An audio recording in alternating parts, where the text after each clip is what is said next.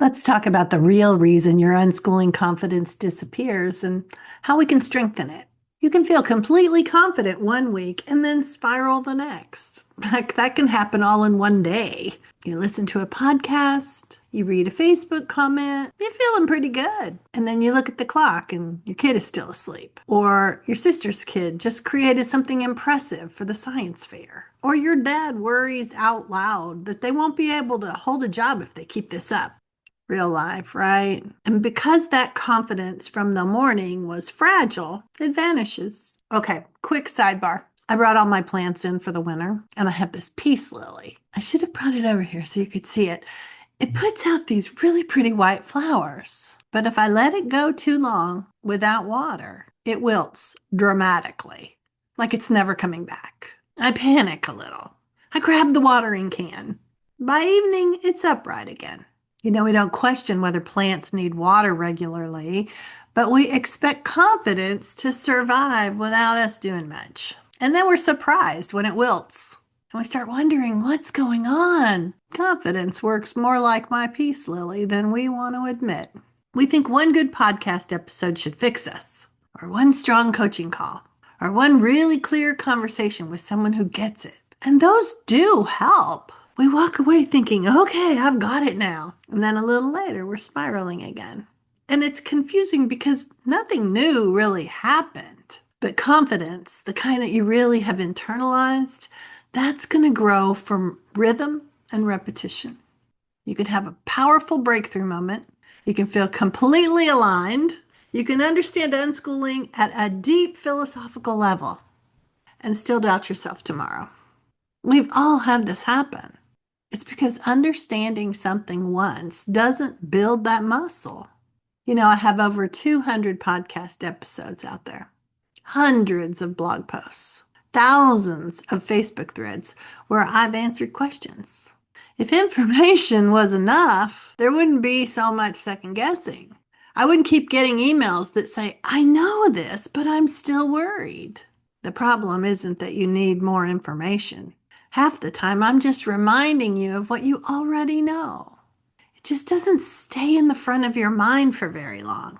Life crowds it out.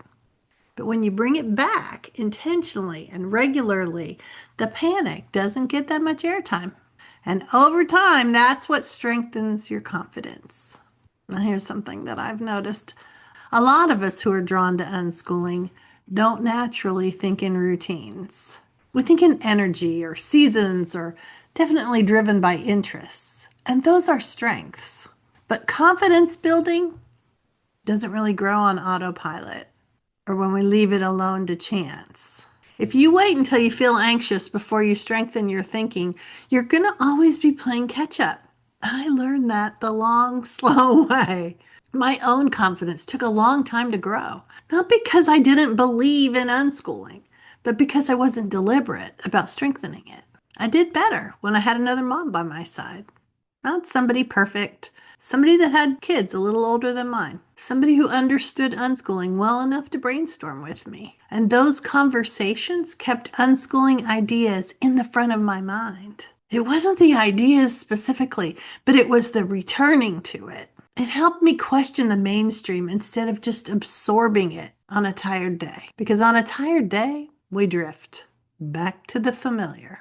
We all do it. But confidence will grow faster when we're intentional about reinforcing it. So, what does that look like? Not hours, not a research paper, not a deep dive all-nighter. 10 minutes, maybe 15. Pair it with something you already do. Your morning coffee, emptying the dishwasher, sitting quietly while the kids bounce on the trampoline. Looking at unschooling philosophy sounds lofty, but it isn't. It's just bringing the right framework back to the front of your mind on purpose. And my website is full of places that you can do that. The blog, this podcast, the YouTube channel, it's all there. But none of it helps if you don't build a small, deliberate routine around it. It'll grow when you come back to it regularly, not when you binge it once. Binging works for Netflix. It doesn't work for overcoming doubts or keeping the second guessing at bay. As I'm wrapping up 5 seasons of podcasting, hundreds of blog posts, 10 years of Facebook conversations, I have learned something I want to share with you. Sure, I can give you ideas, field trips, creative approaches to math or learning to read. I have those. And they're fun and they matter, but they're not the core issue. The real work is your confidence. Because when your confidence is steady, you'll start seeing those ideas yourself. If what I'm describing sounds good in theory, but you know yourself, you know carving out those 10 minutes consistently is harder than it sounds. I've been thinking about that too. So I built something simple.